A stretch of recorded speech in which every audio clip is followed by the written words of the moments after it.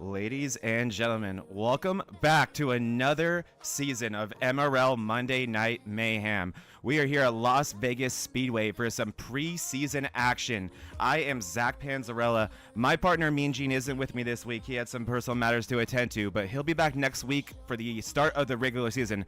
But I didn't come alone, and I didn't bring just anyone. I brought a very, very special guest. Here with me today is the defending 2024 MRL Monday Night Mayhem Cup Series champion, Mr. Buddy Sully. How you doing today, buddy? I'm doing absolutely fine, Zach. How are you? Doing great, man. It's super excited to be here. Super excited for another season. I mean, you know better than anybody. The last season ended absolutely insane with a photo finish between you and Jax Duvall to decide the championship. How have you been doing for that past month, and how are you feeling about another season? I know you have an injury that you're currently recovering from, but getting ready to hit the track soon, but we're lucky enough to have you today. But how you feeling, man? How's the past month been for you? It's been all right. Between going through physical therapy and everything, we're still not sure whether surgery is going to be a thing. So I'm really looking forward to this next season, and hopefully surgery doesn't knock me out of that. Yeah, absolutely. I mean, props to you for fighting through the pain before the surgery to finish off that last batch of races and get yourself a championship. As we look at another season here at MRL, first of all, with this recruitment race, oh my goodness, the size of the field is absolutely massive. I believe, and I'm almost certain, this by quite a margin would have been the biggest field last season. So tell me about these recruitment races where there's a lot of new faces here, a lot of guys we've never seen before. We got some familiar faces on our front row, but what are these things like? They could be a little bit stressful. Hopefully it brings some people into the league. The biggest thing is not really being comfortable with the people that you're racing around. So I'd imagine the beginning of this race will be people kind of trying to fill each other out. Absolutely. I totally agree with you, especially a pretty crazy track like this. As we take a look at our qualifying order, Michael Mata, a guy who's been ridiculous on the pole. I mean, I'm with qualifying all season, taking our pole. A lot of the same from last year. Joe Volpis, a MRL veteran, back to form, our all-time leading winner in this specific series, and with the front row start. Then we got Wesley Lynch and Al Linkins. That's a pair of names I've never seen before here. Street Limit Racing, so that does lead me to believe that he's been in other MRL leagues, but not here.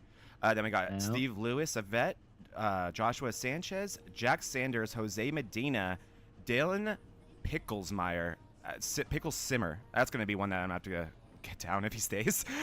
Tony Iverson looking to get some vengeance, and Alex Hillman and John Beverly rounding our top 12 there. Anything stick out to you there, buddy?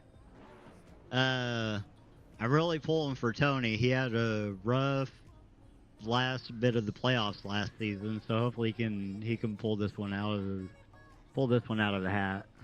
Yeah, man. Was there anyone who had worse luck and just more misfortune in our Cup Series last season than Mr. Tony Iverson?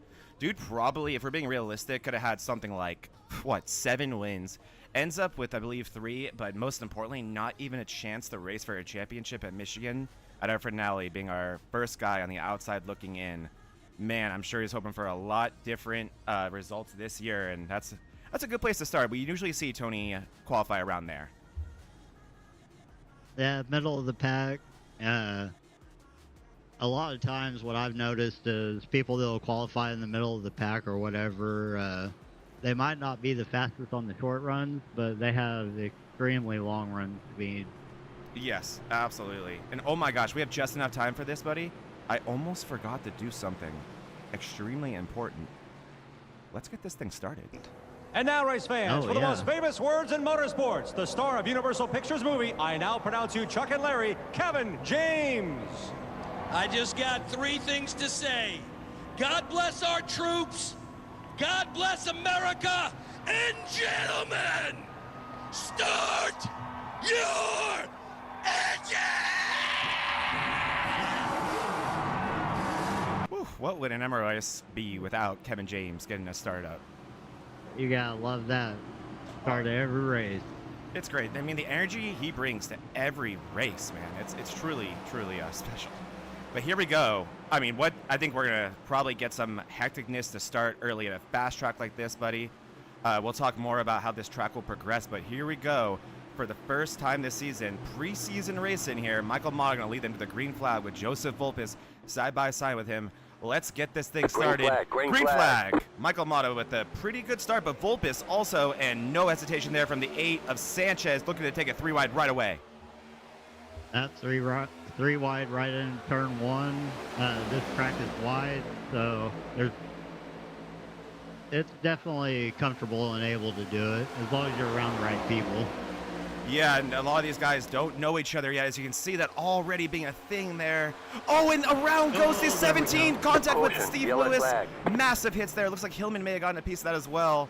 That didn't take long, buddy. That did not take long at all. No, a bunch of aggression at the start. I think people are trying to get the positions as they can because it's a tough track to pass at later in the run. Oh gosh, brutal hit there. I mean, it looked like I hate making assumptions this early, but it looked like Lewis was just not really in the mood, right? Oh, sorry. Yeah, I think. Still learning this interface, so I'm trying to slow-mo it here. Got it now. Oh, you're good. There it is. Yeah, and that's a big hit. It looks like everyone was trying to hold their line on entry, and everyone was trying to take the same spot at the same time. I agree. Let's take a look. I always like to do, and I'm sure you drivers love when I do this, the far chase, so we can really find out what happened, right? Yeah. Let's get to the You bottom can of this. definitely see from that one. Let's get to the bottom of this one. But yeah, this was early, and I would not be surprised if we see a little bit more of this. All right, so let's slow it down. So we obviously have a 3-wide situation. This was created by the 8, or I mean, right away, right? Like before it even turned 1. Yeah. I see Lewis coming up a little bit. Has the car straightened out now. A good amount of netcode, if we're being honest, but Lewis not necessarily, in my opinion, keeping a straight line there. And around goes the 17. So I think the 17 was holding his line, and it looked like Lewis was trying to open up his entry a little bit to try to not push up in the center of the corner, and they just came together right there. I completely agree.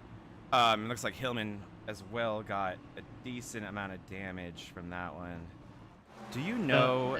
So that's a fast repair there from Hillman. So I'm assuming, I mean, it's a preseason race, so the rules could be a little bit more lenient, but I'm assuming it's a 1 fast repair situation we got here, right?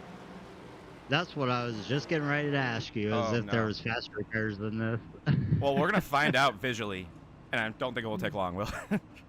I do know that one change for this race versus what we had going last season is the fuel that was in the cars. Yes, we're going down last from... season we were at 78%, and this season, or for this race specifically, they're at 67%. Then that's a pretty sizable difference. Definitely going to make a pretty big difference in the way you approach the race, right? I think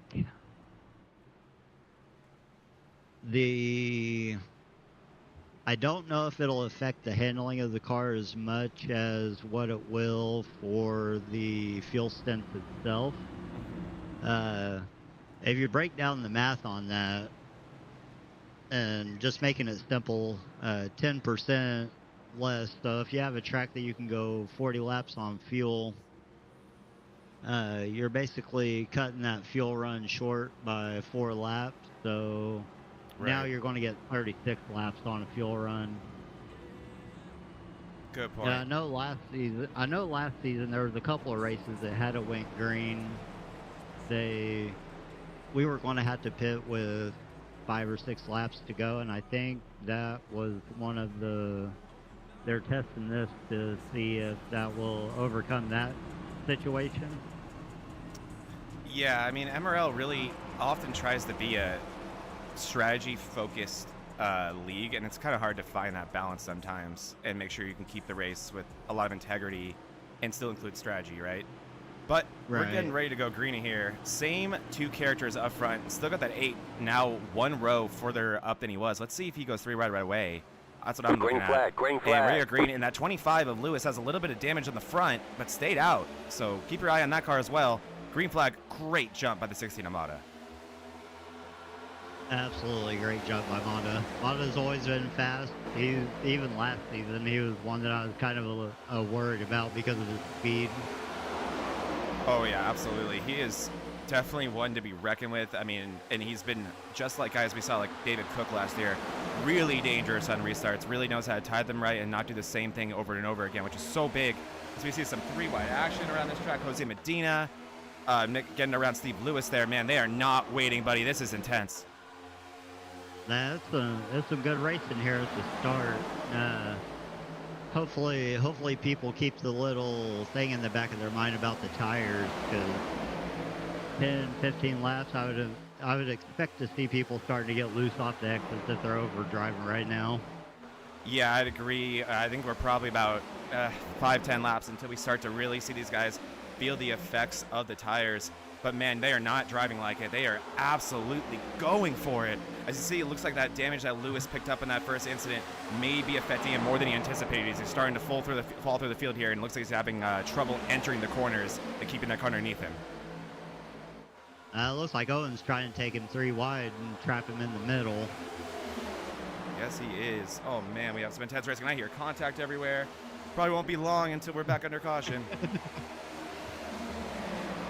Definitely some exciting racing. Oh yeah, this is a fun one right here.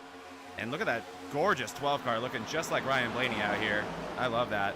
I don't think that's the actual 12 playing tricks on us, because I believe that's Hunter Hall who should be in the 12, and that's not who that is. So we're just going to have to learn on the fly here whose number is what.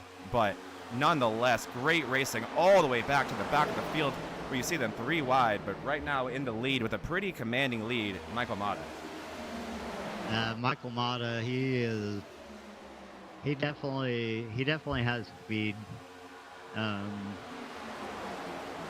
Not to throw anyone out joining this recruitment race or anything, but as much as I want Tony to win, I really want anyone from the MRL league just to show these guys what's up. Yep. I agree. Like, that is definitely one thing that, like, I guess is kind of weird, but you're lying if you don't feel it. When you're one of the veterans in a league like MRL, and you have one of these recruitment races, or you have a bunch of, if anyone watches Real Bros of Simi Valley, a bunch of randos, a rando alert, and you're just like, oh god, just one of us. Let's just show that, like, you have something to contend with, and we know to handle our business. And yeah, I agree. That's a very funny observation. I think it's good advertisement too. For sure. Like, whenever you have races that you have really strong competition, but the competition is also extremely clean, as Tony Iverson, I think that's Tony Iverson going 3 wide. Yeah. Oh, and the 53, I believe that is a Bollinger, slips up the track a little bit. Oh, this is intense. Yeah. This is a good racing right here. Man, look at that. That's an evil-looking car. Can you tell that Tony Iverson is pissed off about last season? I don't blame him one bit. Oh, God, I love it. He had such a rough playoff run. Oh, yeah. And he clearly isn't over it. Oh, man, as the 53 and the 13 get together on entry.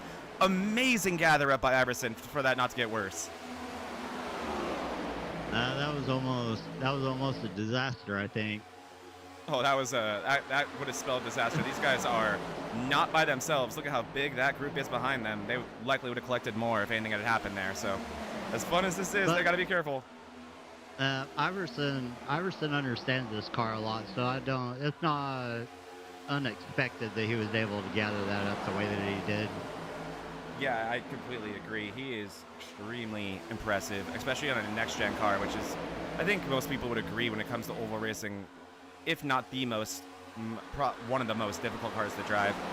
We talked about this a little bit before the race. Vegas, I mean, I'm a truck vet. That's what I normally run. In MRL, that's where I have all my wins, and I've spent most of my time. On a truck at Vegas, this thing, it might as well be Daytona. It is so wide open for the first 15, 20 laps.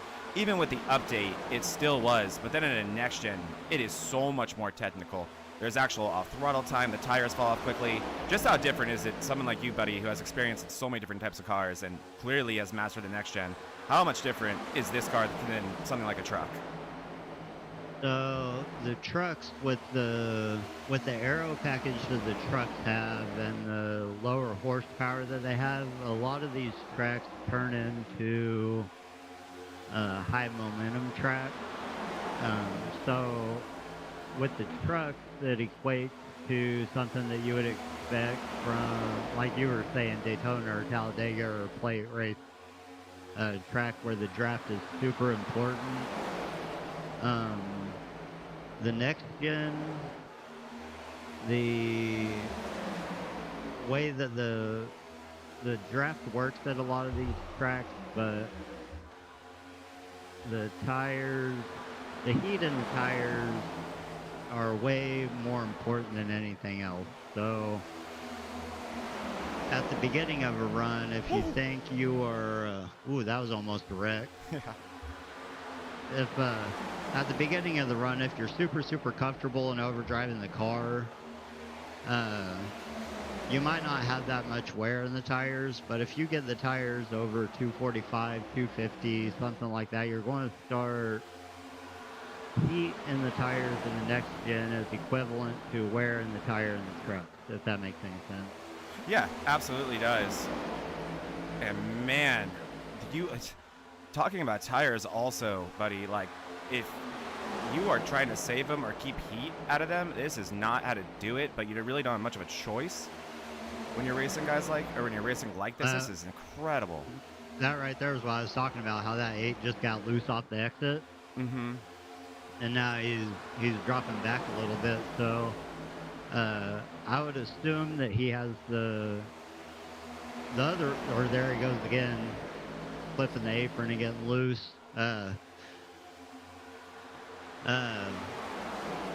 Whenever it comes to the next gen, a lot of these in the trucks, you look at the right rear wear. Oh, the 12 into the my grass, gosh. huge. That's Picklesmeyer. Oh my gosh. Wow, how did the field get around him? Oh my Everyone goodness. dodged that massively. Yeah. Oh. I mean, that also, we're talking about how a league can make itself look good. That right there, because most leagues, let's watch this here. As we're going to go to a replay here. This was insane. So it looks like he's probably going to get loose on it. No, the 53 gets into him. And through the grass it goes. Oh, we have a caution. We'll see what that is in a sec, but let's look at this real quick. Oh my God. Incredible job by the entire field to get around there. There was a whole lot of heads-up driving right there. Yes, there was. And props to those guys. And the yellow is out. I am looking to see what caused that, and I'm not seeing it yet. Here we go. I wonder... I believe this is going to be it. Oh, it's the 8 loose on the bottom. Oh, and there goes the 8 into Medina. Medina, nowhere to go. Oh, so unfortunate. So that getting loose in the corners was what I was talking about earlier. Like, you gotta... It's a double-edged sword at tracks like this, where you either keep up with the pack and the leaders, or you fall back a little bit and hopefully not destroy your tires. Yeah, it's so true. And when you let it get away from you, stuff like this can happen. And look at that 8 out of control. Nowhere for the 54 Medina to go. So unfortunate for Medina. God. 84. Yeah, Duvall there as well. That's going to be some front-end damage for the 84 Duvall. Not what our runner-up for the championship needed. And there goes Volpus on the inside to clear it out. The 12 probably pretty happy right there that he got that earlier incident, so he didn't have to be part of that. But wow, so I'd assume we are now on lap, where is it? I'm working on a new software, guys, so I'm going to be pretty dumb all day. What lap are we on, buddy? 22 of 100. And I was about to ask if these boys are going to pit, and they just answered my question right away, didn't they? They want nothing to do with these tires anymore. So it looks like everyone in the pits. There's Michael Mata, our leader in the pits. 4 tires for him. Judging based off of this, it looks like about 15 to 20 laps before the cars start getting squirrely on these tires. Yeah, if I I had agree. to guess. But there was a caution in there, I think, wasn't there? There was to start off the race, so you can probably take 3 or 4, maybe 16, 15 laps until you really start to struggle with these things, which I'd say sounds about right. Yeah. Is looks like order is kept the same with the pits there. Michael Mata with a brilliant performance so far, doing a great job controlling this race. And there's our weather report. Again, shout out Buddy Sully getting us on this new interface SDK. This is awesome. But there's our weather if y'all can see it. So it looks like, oh god, it's in Celsius, buddy. I don't know how to read Celsius. I'm American. I'll have to show you how to convert that over and change it. There's a setting in SDK that'll change it from Celsius to Fahrenheit. I was like, I got all this info for you guys, and I'm like, oh, here's a bunch of info. Do with that what you will if you know how to read Celsius. I can't explain to you guys. I think 32's warm. I don't know. So, I think 0 Celsius is freezing, which is 32 Fahrenheit. So you can. There's some equation math stuff there to figure out what it would be, but Oh, there it is. Okay. I'm just going to assume track is hot. Yeah, I'm gonna assume the same thing. I completely agree. Oh, that's funny. I was looking to see if Motto was. Oh, he is in a voice channel. If you have. Oh, they're getting ready to Yeah, go they're to green. getting Never ready. mind. Look at Owens giving a little bump to his new teammate. We'll talk a little bit more about that in the next inevitable caution. But 2 forces of evil right there in the outside lane. No offense, buddy. And, It's my teammate. yeah. But yeah, I mean, let's also, in all seriousness, let's keep our eyes on Tony Iverson. He has made quick work of this field. He started this race in 10th place, don't forget, already up to 2nd place, and he has done that on track the hard way. He has serious speed in that car.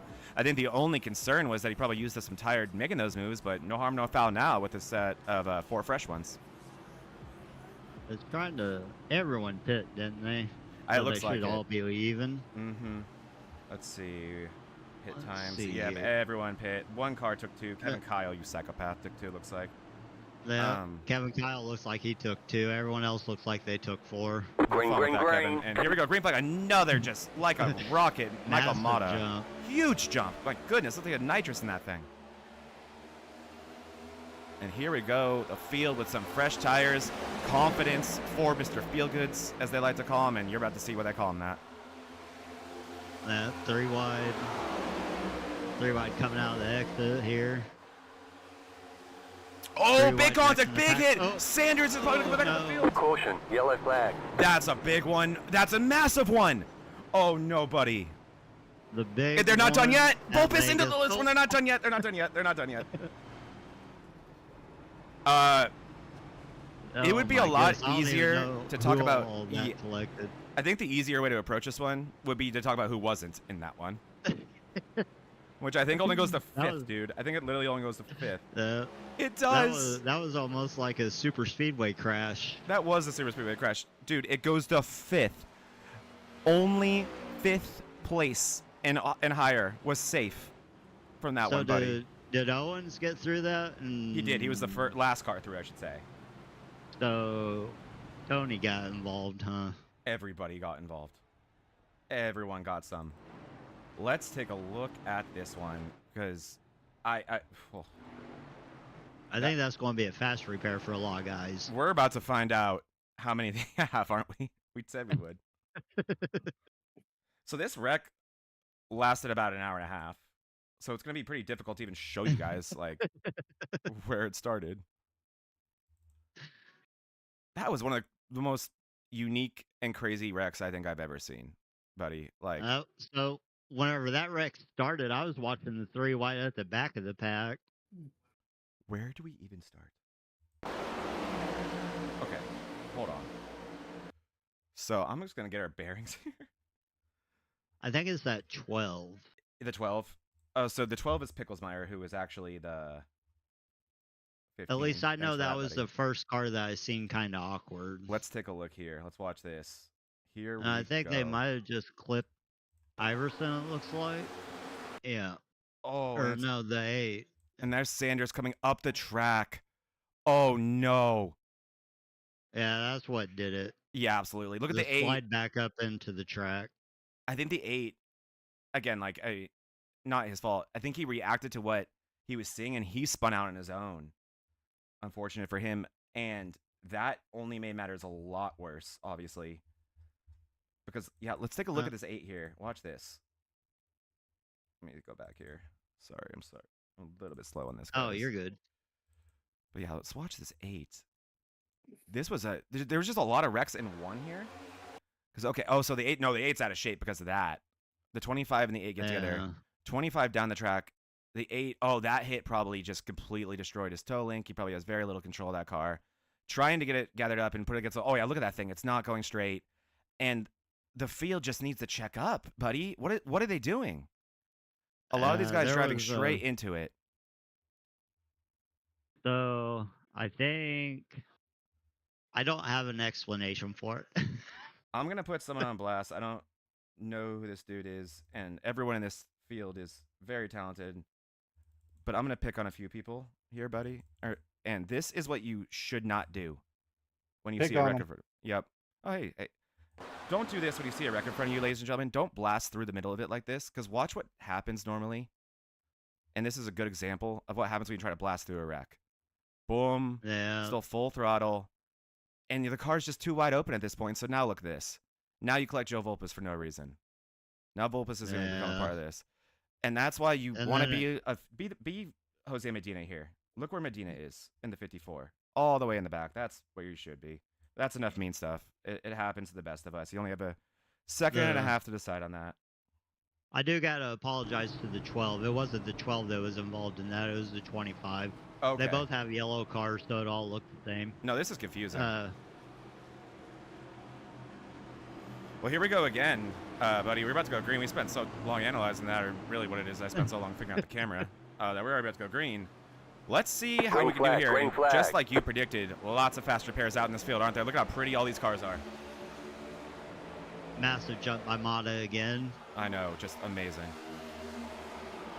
So, on these short cautions or whatever, iRacing, their last update that they did, they actually shortened these cautions by 1 lap by letting the lap cars pit with the leaders. Didn't know that. So that's why it seems like we're running out of time. Hey, as a driver, I love that. As a broadcaster, don't. But as a driver, my goodness, does anything in the world feel longer than a caution? I don't know. Oh, some of these tracks, it's where you get multiple cautions side by side or back to back like that. It's atrocious trying to just pace laps. I feel like Pocono has taken years off my life that I'll never get back under caution. Look at this intensity here. Wow, Tony Iverson not with a good exit out of 2 there, buddy. Not able to get the speed he needs, and gave the 33, gorgeous car by the way, gave the 33 a look, and not able to take advantage of it. You know what I'm kind of noticing? I mean, it's so hectic, and there's so little space being given, it's hard to tell. But the top looks quick out there. It looks like a great lane to defend in. Yeah, I like the middle line here. Like a lot of these tracks with the next gens, you can carry a lot of momentum off the top. The problem is the top generally wants to heat up the right side of the tires a lot more than had you been running the bottom. But it's hard to stray away from that top with the momentum, because you can, if you get the top side,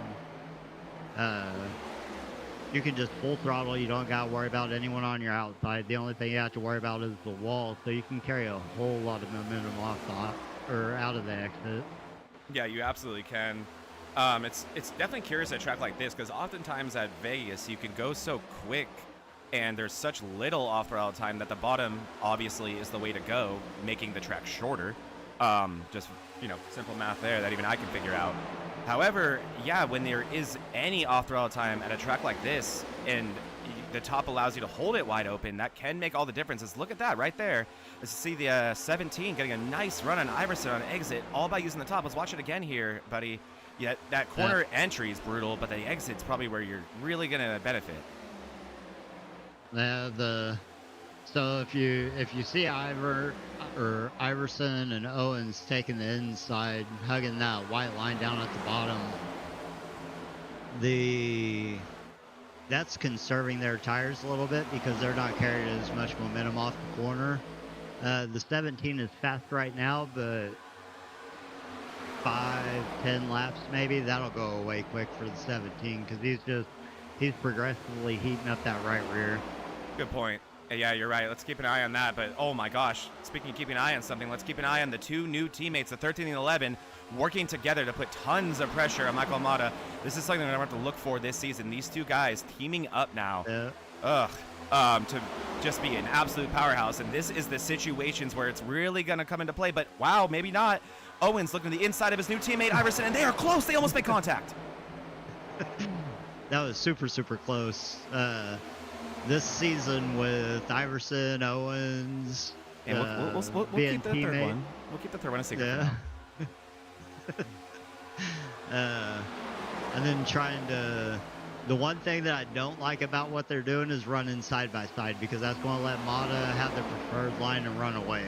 You're totally right. It gives you so much freedom, and it allows you to protect your tires. You can drift up the corner more. Oh, the 17 in the wall.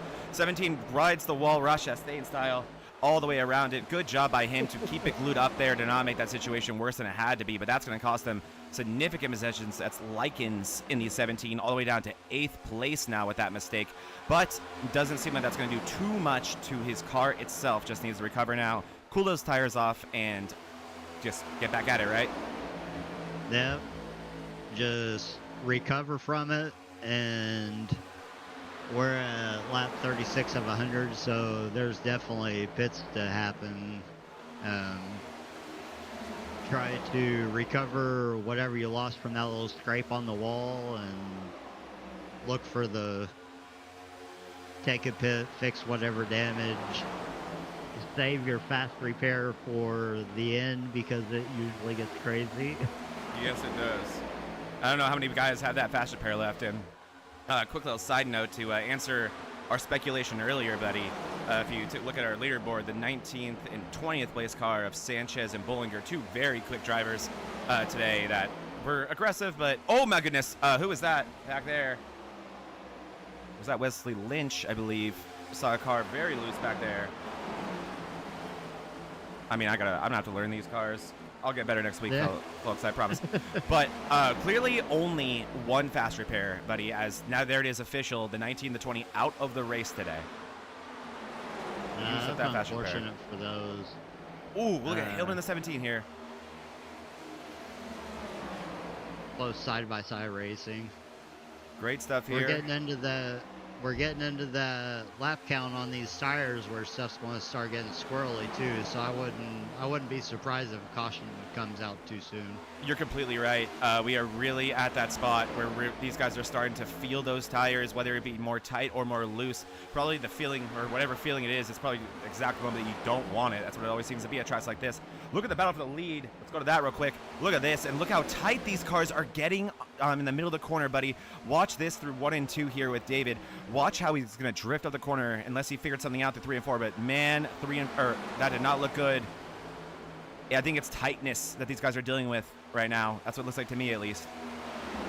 And it is.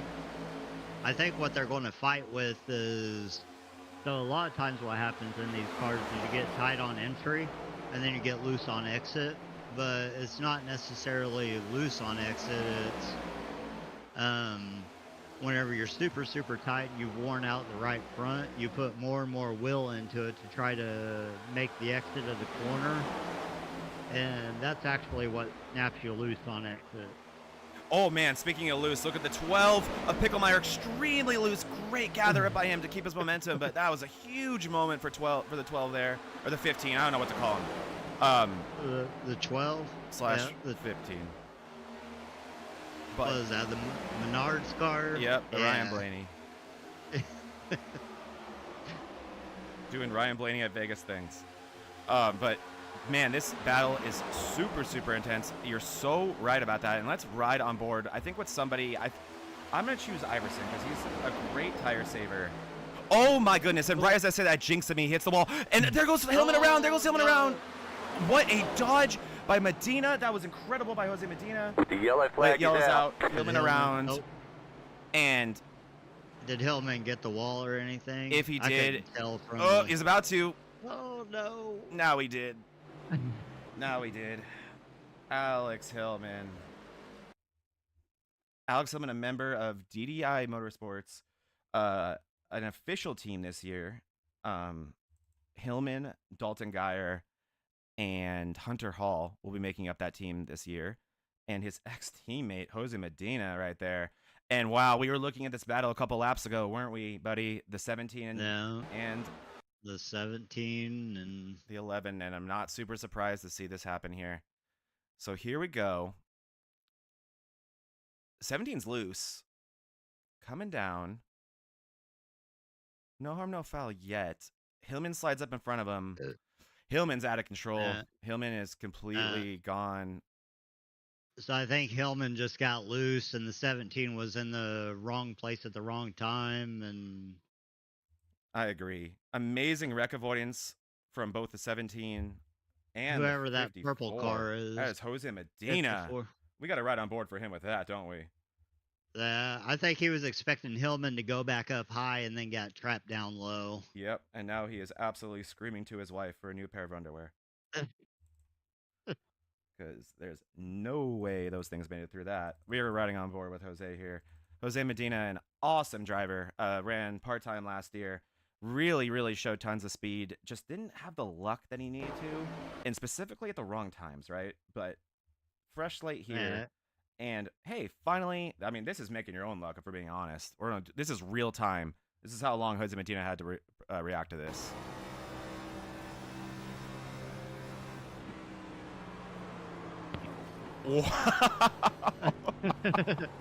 That's awesome, Medina. I really think that he thought the Hillman was going to shoot back to the right, and then the correction snapped it back to the left before Medina had a chance to react to it. That car was very unpredictable. Very unpredictable. All right. Enough. These cars snap so easy. Oh, they do. They're so evil. They're so evil, buddy. Enough is enough, though. Let's stop teasing it. Let's show these people the most stacked team MRL, I think, honestly, has ever seen. Ladies and gentlemen, this is High Side Hustlers for 2025. Our defending series champion, the boy in the booth with us right now, Buddy Soley, David Owens, the MRL godfather, and Tony Iverson, the winningest driver besides David Cook of last season, and the guy that we all, couldn't say enough about not racing for a championship and how crazy that was. Tell me about your expectations on this team, buddy, how this came together, and what's it going to be like racing with a powerhouse like this? I'm super excited for this season. The way all this came together was towards the middle of last season. I noticed I joined 2 or 3 races into the season last season, and I noticed Tony was running in a Discord channel by himself most of the time, so I reached out to him and was like, hey, want to hook up and run together? Me and Tony started running together. I knew him from a couple other leagues, and then Owens hopped in there with us, and the way the last season panned out, and I won the championship and we just all kind of decided to stick together for the season coming up. It's gonna be a sight to see. Man, you guys are gonna be fun to watch.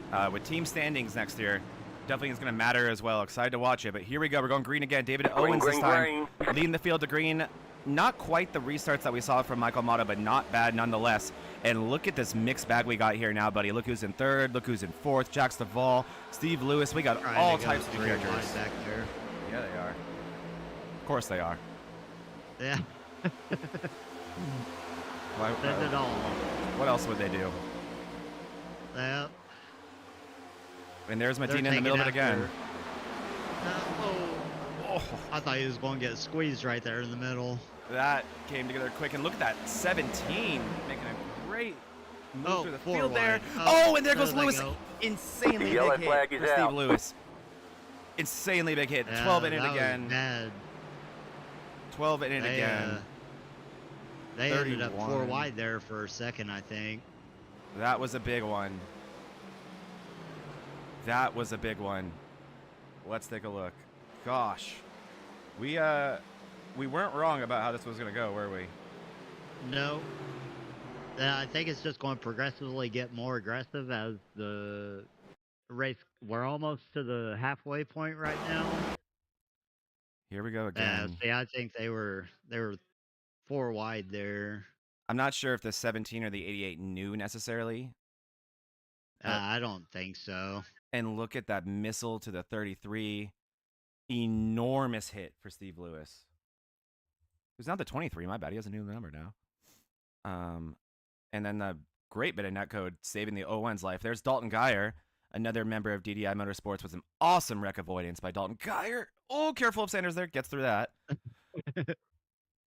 I think the 12 might have escaped that without too much damage. He may have. Let's follow I think him it just got turned. I don't really, in that little replay, I didn't see anyone really plow into him or anything, so. I don't think it was too bad either, as long as that initial contact wasn't too bad, right? That one with Lewis right there.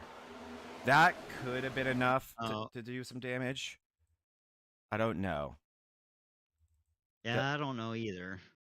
It's hard to judge on this sometimes It because really you have netcode involved, and sometimes netcode either goes your way or don't go your way. That was a healthy hit. But yeah, the car itself looks fine. It doesn't look like a whole lot of damage. Did you see how high that thing got? Oh my god. Almost got airborne right there. Oh man. That was awesome. That was awesome. All right, well, another entertaining wreck nonetheless. Can't complain about that. All the wrecks are entertaining, boys. David Owens, what the hell is going on out there, my friend? I gotta use the restroom right fast, so I'll be right back. Sounds good. Just a hustling out here. Yeah. How many of these, we call them randos, are actual randos? You know, like the non-regular guys. Are a lot of guys out here you don't recognize? A lot of new names? Or are these guys that are coming over from other MRL series? No. Anyone that you don't recognize is definitely no one's across the series. Wow, very The cool. only one I think is across the series is Dalton Geyer. Yep. Other than that, I think everybody else kind of runs on Mondays. Very cool. Definitely been a hectic one, but good racing for the most part. The incidents have been a lot of, I mean, to be honest, racing incidents. Not too many things that have been too egregious yet. But the big thing that we were talking about, you guys are making MRL proud. The regulars are making MRL proud. Keep that up, man. That's what we're here for, trying to put on a show here. Give Yes, y'all maybe a recruitment race, but it's also a season preview. Yeah, I think it's going to be, man, especially with High Side Hustlers running the front. Pretty impressive so far. We're just getting to the halfway point now, so if this was a season race, our stage winner would be Michael Mata. What are you seeing out there in terms of speed? Michael Mata definitely got the fastest car out there today? He's got the short run speed, Gotcha. without a doubt. Long run, though, he's falling on his face a little bit, but, you know, hey, we only got 3 sets of tires. I've only used 1 so far, so we're going to see how it goes. Cool, and we're speculating about that as well. What is it, about 10, 13 laps when you're starting to feel the tires really wear off? Yeah, it's about, well, you probably see them, 10 to 15 laps into a run, they start to wear off, but if you can manage them, it's you can really work the tire in, though. So. Gotcha. Well, thanks for letting us know all that, David. You guys are about to go green, so I'll leave you to it, man. Go kick some ass. Yes, sir. Good luck, man. Thanks, buddy. All right. I'm good. Oh, perfect timing. About to go green.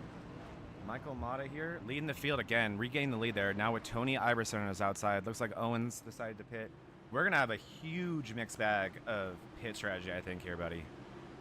Yeah, I think so. And I don't know what fuel mileage they're getting, but I would assume that they have at least one more stop to go. Me as well. He said three sets of tires as well as we go green. Michael Mata, I mean, we should just stop talking about it, right? Another one of what we come to expect from him. Absolutely. You know what it's reminding me of watching Mata on these restarts? It's reminding me of Cook from last season. 100%. Couldn't agree more. And here we go. I mean, a lot of the same. This field, while it's getting smaller, still not getting any less intense. That 17 has been a rocket ship all race and is not wanting to give an inch as he makes a beautiful move to the inside of Owens. Al Likens to second. Yeah, watching the 17 this race, and 3 wide for the lead. Oh my goodness, look at Iverson. Iverson's going to cut him low. He is. Mata wanting very little to do with it. This is intense. So look at this run. What I'm paying attention to here, buddy, is exit speed, because you know Iverson's going to have to send it in deep to try to complete a pass, potentially a slide job. He gets loose, and I'm guessing that 17 is going to have just a hell of a run at this corner. Let's see. He's going to have a massive run out of the corner. Yes, he does. And where does Iverson want to go? Iverson's still preferring the bottom. What do you think he wants here? What do you think he's prioritizing? The line he wants or clean air? I think right now, with the speed that the 17 has on the early run, I think Iverson's going to worry about tires more than someone slightly running away from him. Good point. I said it last week, and it's such a giant thing. Oh my gosh, as Beverly in the 01 gets in the wall there. Nice gather by Beverly, doesn't lose too much momentum, but the action in the mid-pack is absolutely insane. I believe some of these guys have fresher tires than the rest of the field, and they do not want to wait. As look at Jax Duvall changing lanes mid-corner. That is sexy, and that's a great move by Jax Duvall. Man, that was awesome.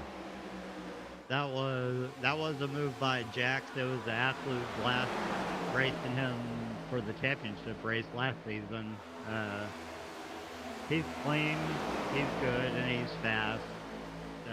Wonderful guy to race against. Yeah, to race against. Just kidding. Jax are great. Jax is awesome, and yeah, in the booth last month for our finale, we had Mean Gene screaming, "Jax, turn him," and me essentially screaming, "Don't!" And Jax did the right thing. We got an all-time finish, something you couldn't even write that well to decide our championship. What was the actual differential that you won the championship by, buddy? Was it like .004 or something? 0.03 was what it came down to. What a awesome finish that was. And, yep, all the credit in the world to Jax Duvall for letting that happen. If I had to do it over again, I wouldn't want it any different. But if coming out of 3, if Jax would have used his door up into me, I think it would have been a closer finish by like .01 or .02 without knowing which one of us got it until the very, very end. Yeah, it's such a hard thing to do. I remember I was in a photo finish in Kansas really similar, and I was in your situation as well. And I remember thinking a similar thing where I was like, I'm going to get him as high as I can on entry, force him to enter high, but if he doors me, there's not going to be much I can do about that. Or if he squeezes me to a point where I'm comfortable with. But that was later in the run. Jax probably didn't have as much tire beneath him as he would have loved. And man, you guys had such an unbelievable drive in about 2 or 3 laps to even have that, opportunity to win that race. That who even knows, you don't really have time to make up that plan in your mind. You're just all of a sudden thinking, oh my God, I'm here. I got to make something happen.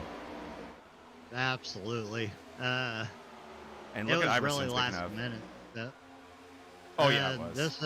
This is where Iverson's tire saving comes into play, because I'd imagine in 2 or 3 laps or so, Iverson will be able to make his way around him.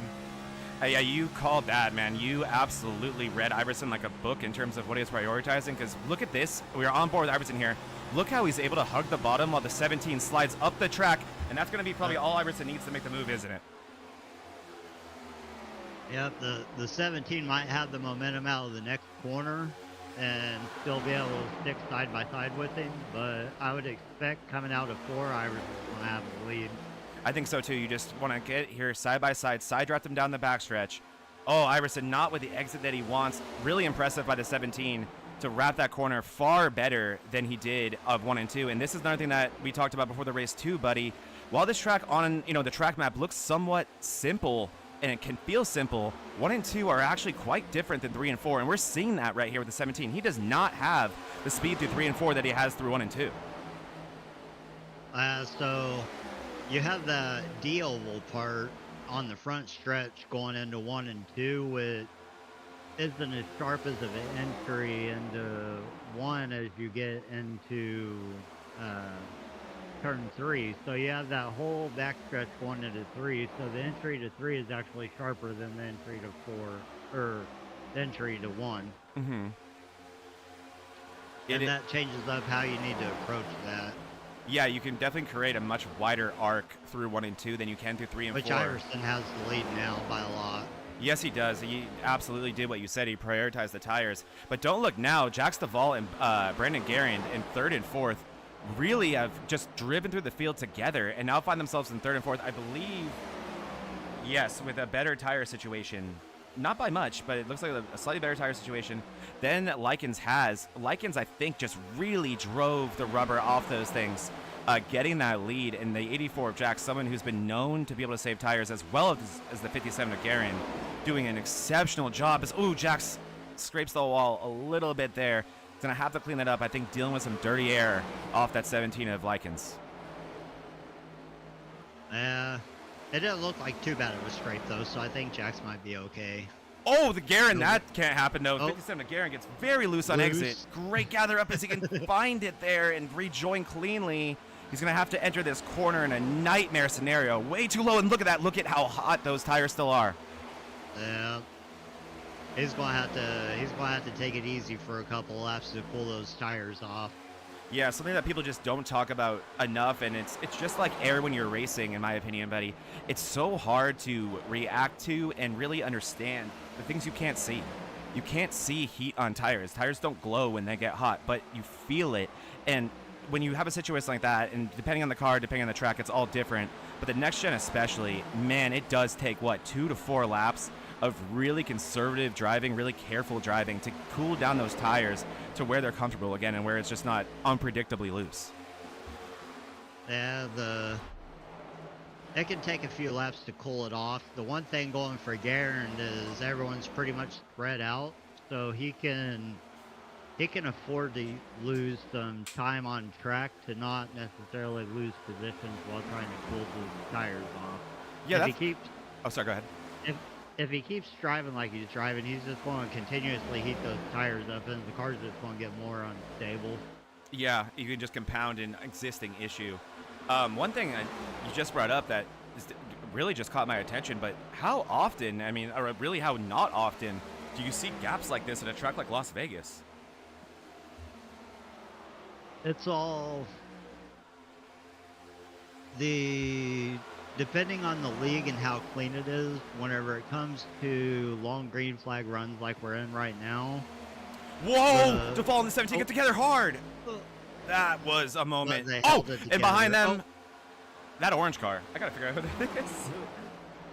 That one got really, really loose. It's Beverly. That was Beverly getting loose on the exit right there. Still, and like we talked about the heat and its tires, look at how loose that thing is, buddy. Still loose, still loose, still loose. Like driving on ice.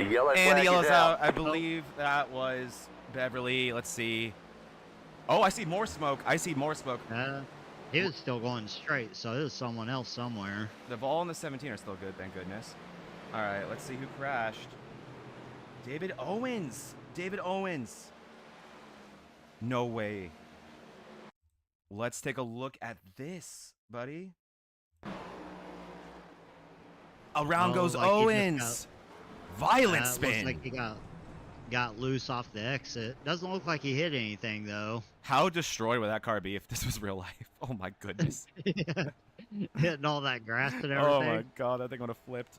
I'm waiting until iRacing implements anything that deals with damage. That would be a bad day for me at super speedways. That's my wreck avoiding strategy. I'm like, the grass is only 1x. Or how, like, parts will fly off the cars here and it don't really do anything to the cars. But I'm waiting for the day that iRacing implements that. Debris damage? God. Yeah. That'll be a day, right? Imagine that that big one we had today with debris damage. Yeah. So Owens was very alone. What happened to this guy? So let's ride on board with him, buddy, and see what the heck happened to this guy. So here we are. Where was he? As far as right now, he was scored at 14th, but I don't know if that... Did we miss pit stops or something under green? Yeah, I was going to say he's either on a alternate strategy on very cold new tires, or those things are ancient. Based on that approach on the corner, these are old tires. And around she goes. He just got snapped loose on the exit, being high on the exit by the wall. Yeah. That's one of the most violent spins I've ever seen through the grass, not gonna lie. All right, I'm going to take my bathroom break now. All right. And I'll keep us focused on our leader, who's now Jax the Ball. But I'll be right back. All righty.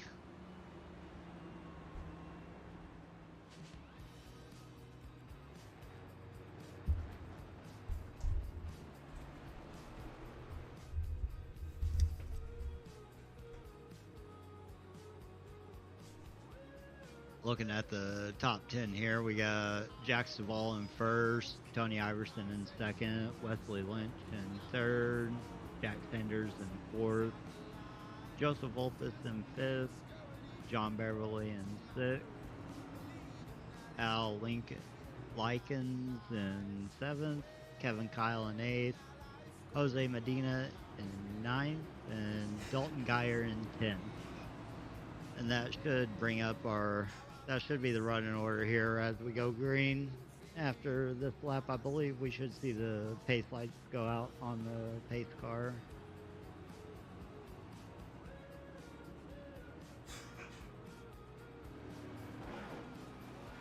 Looks like Jack's going to take the high line to start this restart.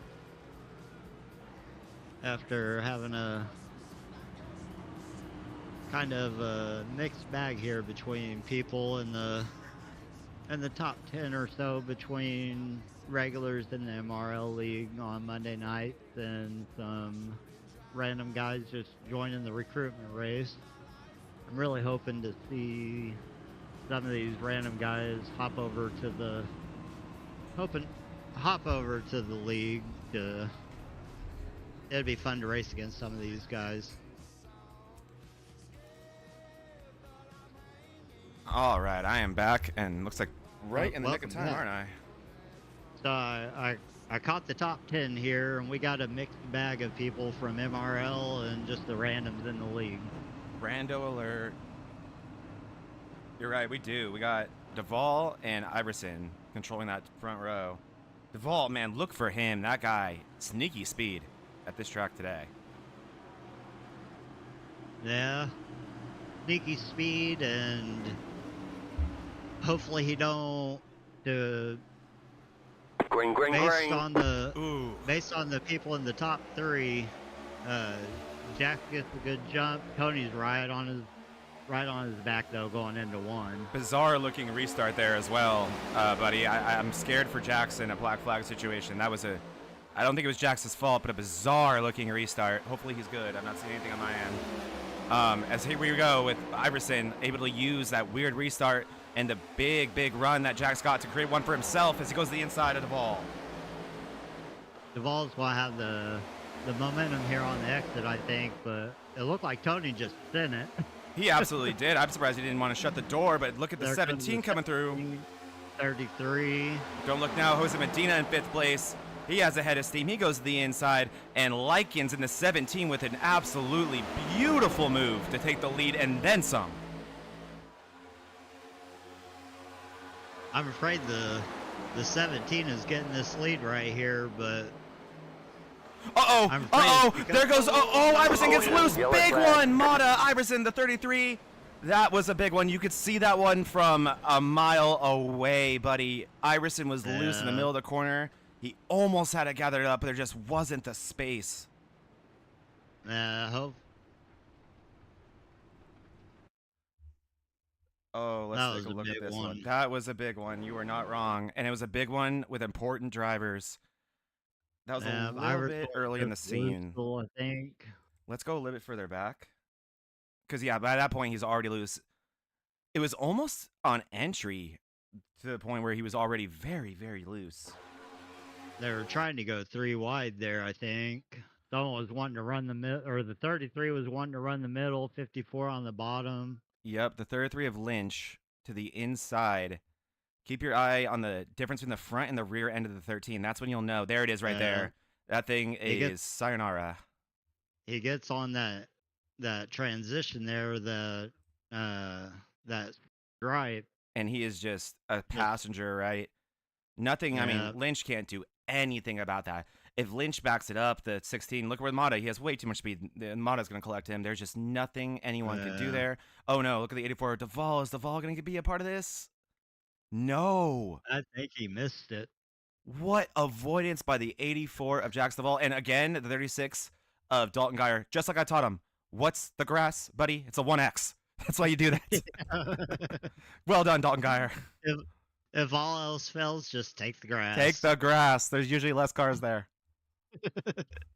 Wow, that's a big one, the though. only time I've had issue, the only time I've really had issues coming into the grass is whenever you hit those bumps going across the concrete and then it snaps you loose and then you go nose first in the outside wall. Or nose first into the field. Yep. Yeah. So Jax deserves his addition of wreck avoidance on board. Let's ride on board with Jax Duvall, and what was this like for him? It's going to be close. Oh yeah. Already off the gas. Off the gas. That is just textbook right there. And the biggest thing to pay attention there with Duvall is checking up early, on the brakes early, not, I like kind of effing around and finding out, right? When you're just like, oh, we'll see. Right. Don't do that, Another thing that it didn't seem like he was worried about is not only checking up early and all of that, but he went all the way up to the wall and he didn't seem like he was too afraid of the wall itself. breaking the wall a little bit. You're so right. Like, that's such a better penalty to pay. Like, if you're in a situation like that and you know, like, okay, my car is going to hit something right now, the wall, I'd say, 10 times out of 10 is better than, that's better than the front end where your engine is, where your intercooler is. That's not a fun place to hit your car. I'll take a pancake over a front or rear damage any day. Oh, absolutely. So here we go, buddy. Look at this top 5. We got some new characters now we here. got it all flipped up. Yeah, we do. This is... Well, we got Garen in there. Garen, who showed P3, speed all day. Like. Yep, he's in P3. We got Geyer. Jose Medina. Medina has been quiet but quick all day. Look out for Jose Medina, and watch out for the 36 of Dalton Geyer. He has experience in these next-gen cars. He is a former Road to Pro racer. Tons of experience in that league, so he knows how to drive these things. Look out for him. He's been buying us time. I'm pretty sure he still has his fast repair, which is great to have here with 25 to go. Here we go, buddy. Green flag. 17 takes off. Average jump. I mean, no one's Michael Mata, huh? Nope. I think Michael Mata might have been taking some notes from Cook. Yeah. From last season. Or else some nitrous we don't know about. Right. Oh, wow. Look at the middle right there where Picklemeyer was. A little bit sketchy there. We're going to keep our eyes on the front of the field, but man, it is everywhere. There's Sanders and Picklemeyer getting into it back there, but look at Medina and Geyer, former teammates of DDI Motorsports, side by side. Medina high. Will he get the run? It looks like he had to check up a little bit up top there. Dalton Geyer racing him hard, and in a great job at the 57 of Garen to clear out to second place on that restart. Yeah, it looks like Mata's just kind of hanging back there trying to see what happens. Yeah, I agree. Buying his time. You got, let's see, in the top 5 here we have 3 guys in the top 5 from the league. Yes, we do. Geyer, a new full-timer, will be joining this league full-time. So really 5. Well, 4. The yellow flag is out. Yellow out. Oh, uh-oh. David Owens again, buddy. David Owens again. Oh, no. I wonder if he's having monitor problems, because I know he talked about having monitor problems where his monitors were coming in and out. Did he? This is going to be another, according to my notes here, another off-track and then on-track. Oh, the 07 of Volpus hits the wall and into Owens. Nope, that's not a monitor. Oh, nope. That's a teammate That's just in another league. Oh, no. Just Volpus. Gulf Coast violence. 3 for 3. Ding, ding, ding. Gulf Coast is all out. Did that get jacked? That got too? Jax too. All homies, all in the same Discord. Probably super fun conversations happening in that Discord right now. All 3 of them. If that I've been in a race like that where we had 3 teammates that took each other out before. Buddy, if that had happened on Thursday a month ago, I would be the champion right now. Why now? Those are 2 of the guys I had to race for a championship. And it kind of happened like that, where someone bounced off the wall. Mm-hmm. That really is oftentimes, I think, where you see some of the worst wrecks happen, because there really is, like, if you're David Owens there's no way to predict that. And obviously Vulpes with no ill intent, there's nothing Vulpes can do. So it oftentimes ends up creating these disgusting wrecks. The unfortunate thing is, so if you're involved in something like that and you have no control over it, the bad thing is whenever you get into the wall on these cars, whenever you slow down and it put friction down on the front tires, you naturally have more wheel going left to try to stay out of the wall. And clipping that wall puts that more pressure down on the front wheel, so it just snaps you back left. Yeah, it really does. Is there a sport in the world more unfair than auto racing? Jacques Duvall does the right thing less than 2 laps ago, and then this happens to him. Jeez. He was so close to getting through that. So close, inches. That's what he gets for not making that move in the championship race. Oh, look who we got here. Mean Gene with the bustin'. What's going on, man?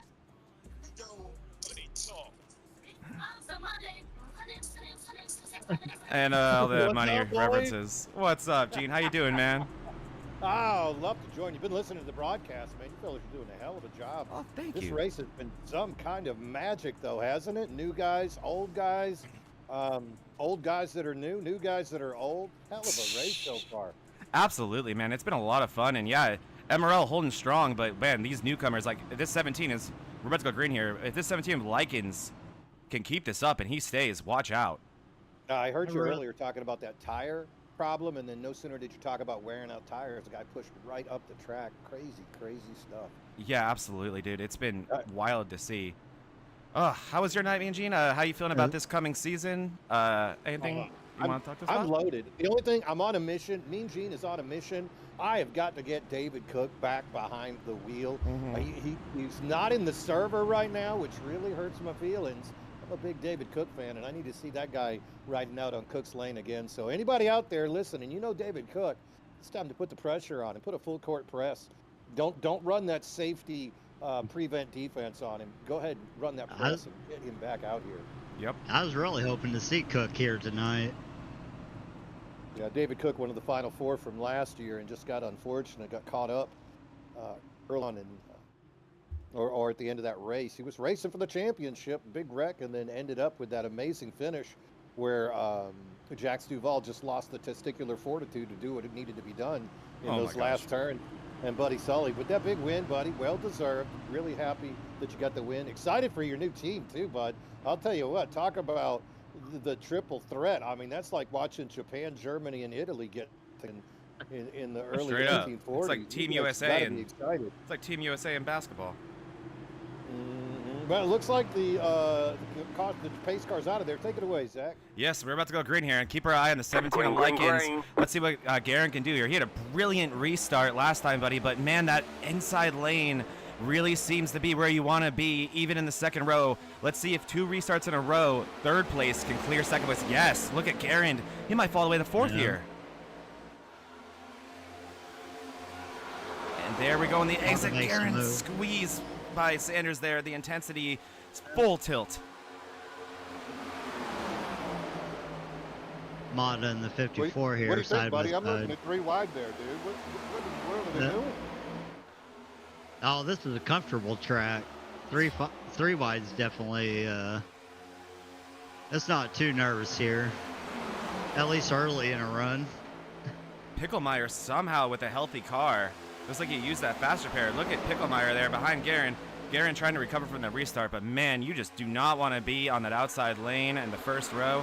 These guys have been getting eaten alive. And look at Jose Medina looking to make a move on Mata. Let's take a look at that. That was an intense move there. Oh, man.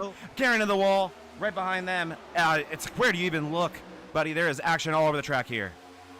So the way that I want to see this play out is Mata and Jose Medina work together to get to the 17. Save those tires, but use that draft. Yeah. Yeah, get up to the 17, give him a run for his money. Because I think the 17 is the one that's not currently in the league. Yep. But right about that. as much as I love competition, I'd love to see the 17 come over and join us.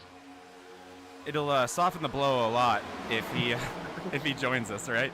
Man, look at Medina. Right. He's looking to squeeze that nose in the bottom of the 16 on Mata.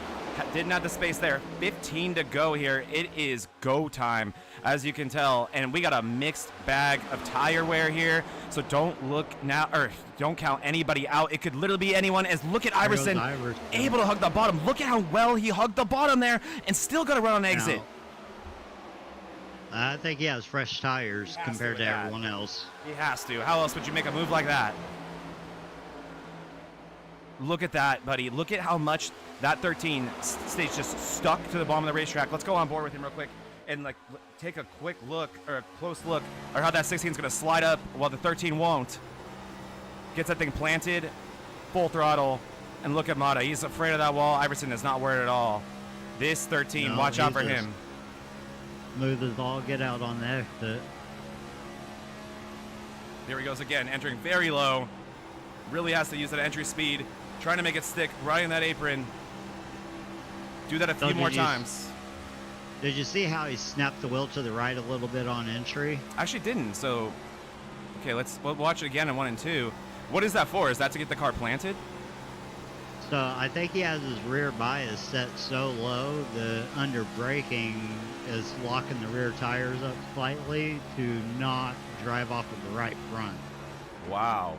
You're right. Kind of fighting him a tiny bit there. You're right. But nonetheless, very convincingly making the pass on Michael Mata, setting his sights on Likens. 1 car left to go and 12 laps to do it. Iverson with the tire advantage is... What does the PC mean, buddy? On my data here. PC. Next to PL. Oh... I'm not sure what the PC means. Yeah, we're looking at maybe a pit count. Right? Politically correct?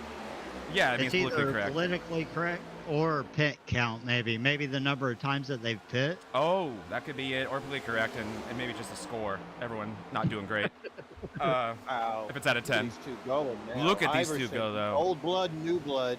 I'll tell you what, if that Hooters 17 Lycan, he doesn't know if you win a preseason race, you're automatically locked into the regular season. So somebody needs to get on the radio and let him know. Side by side, this is some exciting stuff, man. Take us home, Zach. Yeah, that was great. Iverson touching the apron a little bit lower than I think he wanted to. Killed his run. Not too badly, though. Able to file in again behind the 17. I can tell you guys this on the data I have. Iverson pit 11 laps after the 17 Likens did, likely taking his last set of tires, and you can tell it there as he gets to the inside. Iverson looking for the lead here as we cross the start-finish line for 9 to go. Oh, I think if Iverson gets past the 17, it's Iverson's game. 100%. All he has to do is up to stay green. Race, as long as it stays green.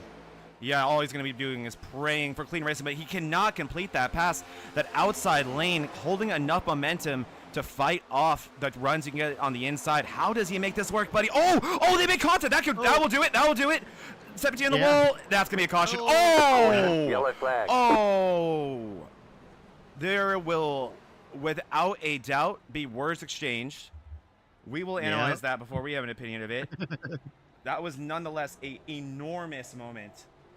And Lynch jumps to the pits. Owens involved in that. That was a big, big one. Medina also involved in the earlier one. Likens involved in. There was a wreck before that one, buddy, that we missed. So let's try to go through this as quick as we can.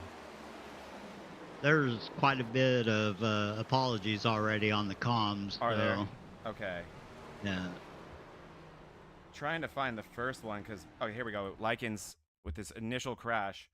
Let's just go straight to the end-all be-all camera far chase and analyze this thing the best we can. All right, Jax Duval, I want you to look at this right here. This is how you do the pass. I think the 17 was loose. 17's right gone. there. 17 is gone, me and Gene. He has... I mean, it's not Iverson's... He could have checked up. There's 8 to go. Yeah, he could have checked up, but you're at the end of the race, Yeah, and Did he collect Medina with that too? Oh, that's unfortunate. he did. A lot Good of run cars. by Jose. But yeah, the 17 out of control with 50 to go. If you're Tony Iverson, you do check up. You do make sure the 17 can collect that thing back up. With 9 to go, 8 to go, nah. Sorry, buddy. Looks like a you problem, right? yeah, I still want to see the 17 in the league though. I think it'd be fun to race against him. He's been consistent all race long. Yeah, absolutely, Likens. If you're watching this, man, would love to have you. What a badass drive, nonetheless. A very impressive I-rating based on his skill. Very in line with what he showed us today, hanging around the 3,000 limit. We're seeing more and more of those as this league grows, which is really, really cool to see. But even with that said, I'm looking at the I-ratings now, buddy, and I'm seeing some 4,000s, and our boys are holding their own. So Yeah. good for them. It just goes to show how good these guys are. I've always had a complaint whenever it comes to I rating and stuff like that, where it's not a, It's just a it's number. not a, yeah, it's just a number. It's not a true. It's so easy to be manipulated one way or the other that Oh, yeah. you really don't know what you are. Yeah. There's a lot of people that would be way higher I rated than what they actually are, versus there may be some people that cherry pick stuff that they're way higher than what they actually are. I mean, it yeah. goes both ways. There's also guys like, sorry if I'm wrong about you, but I think like Joseph Volpis. Volpis, very good driver, obviously. Don't have to explain that. But I think Volpis has something like, dude, like under 30 official races, which for those who don't know, that's how your I rating is calculated and changed. Not this. League racing doesn't change it. So a lot of times you'll see drivers who their I rating has no indication of how skilled they are because they don't spend their time in official racing, because that's a whole other can of worms. We have another guy in our league I race in, Putty. This guy has 7 official races in a 12-year career and has over 100 league wins. Yeah, absolutely. League racing is honestly, I think, where it's at whenever it comes to iRacing. I've been on iRacing since 2015, and I only have like 90 official races. I have a lot because it's my best way to practice, but everyone has different ways. But one thing you were 100% right about is league racing is where it's at.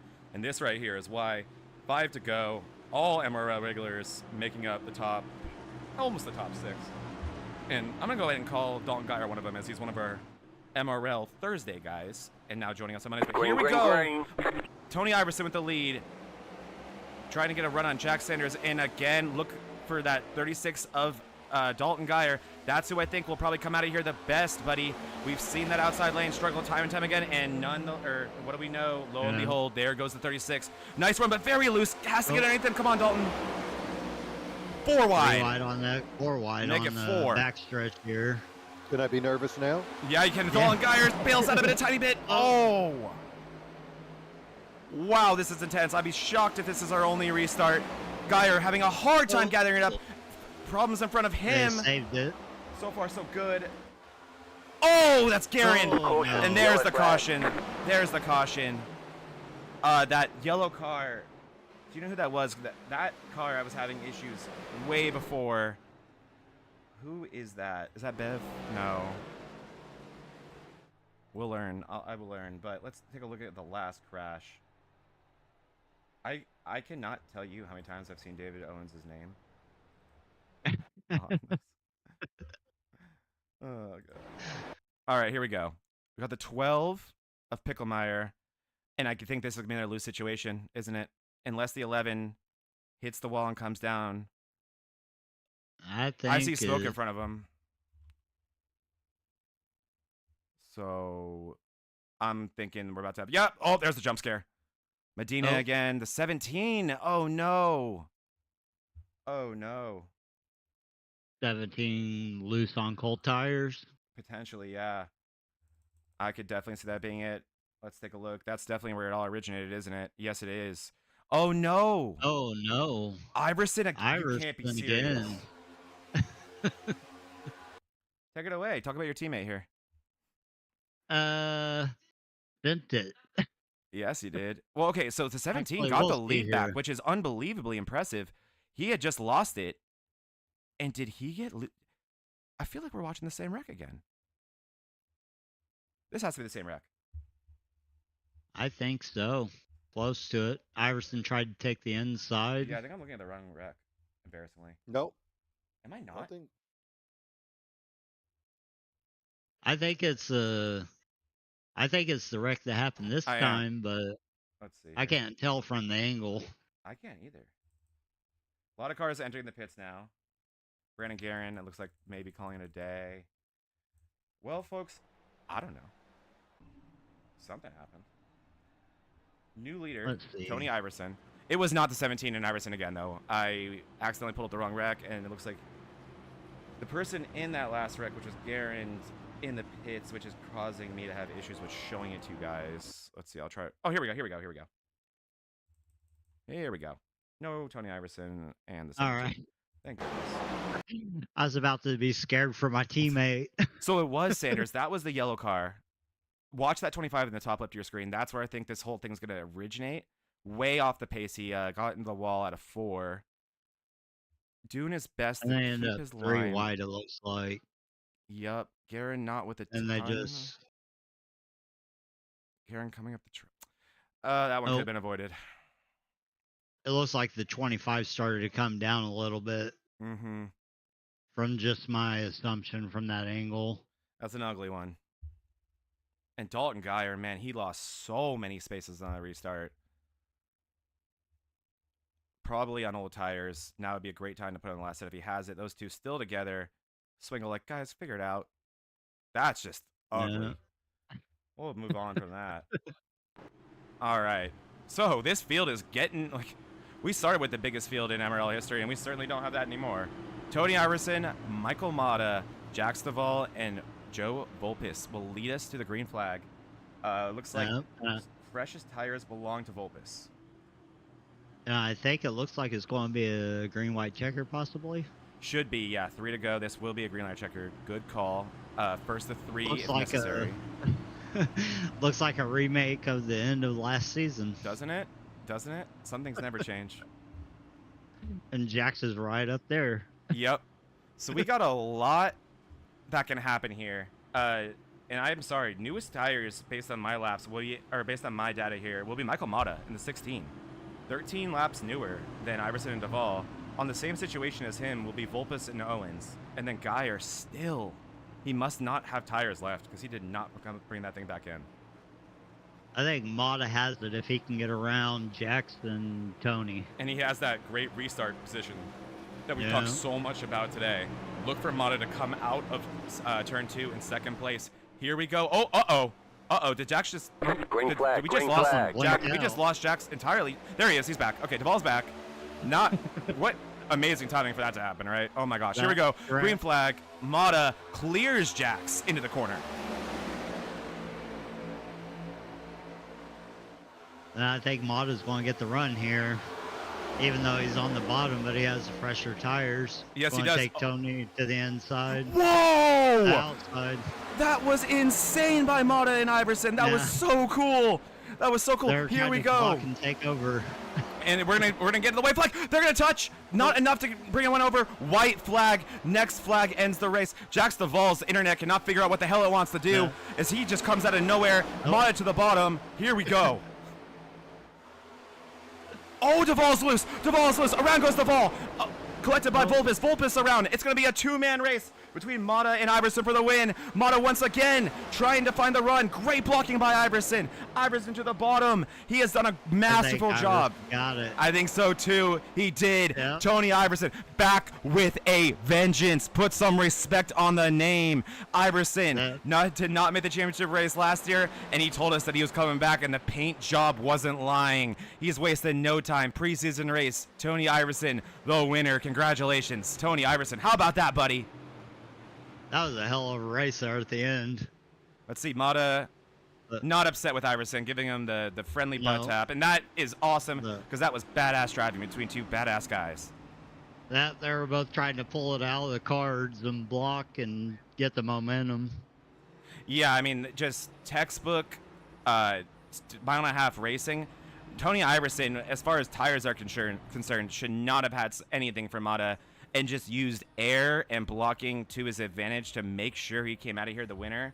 That was brilliant driving by that 13 of Tony Iverson. And I would expect to see a lot more of that out of him and his High Side Hustlers race team this year. Tony Iverson picking up where he left off. Absolutely. This year's going to be a fun one, I think.